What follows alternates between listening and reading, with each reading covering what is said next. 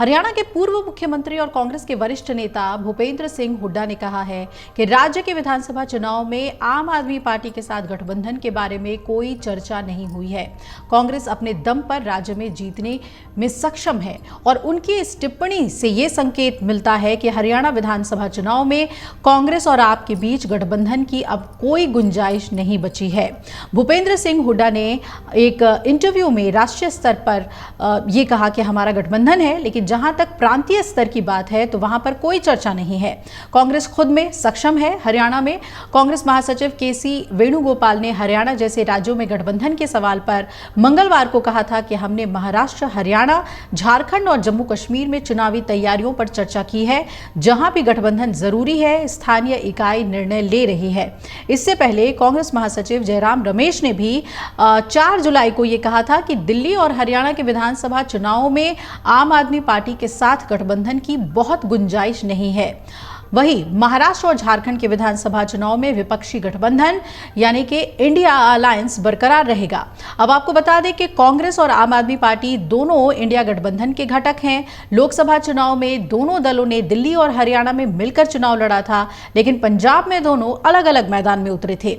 अब पूर्व सीएम ने यह भी कह दिया कि सेना में भर्ती की अग्निपथ योजना और किसानों के लिए न्यूनतम समर्थन मूल्य यानी कि एमएसपी की कानूनी गारंटी की मांग का असर भी हरियाणा विधानसभा चुनाव में दिखेगा। अग्निपथ का मुद्दा बड़ा है। लोकसभा चुनाव में असर दिखा और विधानसभा चुनाव में भी ये रहेगा।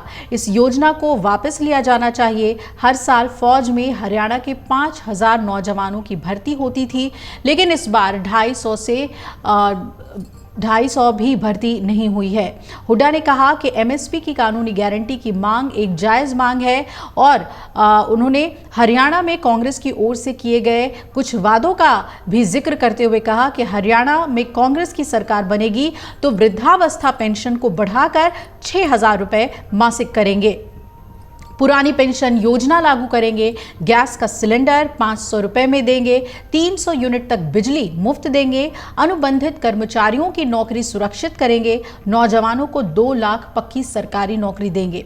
और हरियाणा में इस साल अक्टूबर-नवंबर में विधानसभा चुनाव होने हैं। हरियाणा में लोकसभा चुनाव के दौरान कांग्रेस और आम आदमी पार्टी को 90 में से 46 सीटों पर बढ़त हासिल हुई थी, वहीं बीजेपी को 44 सीटों पर बढ़त मिली थी।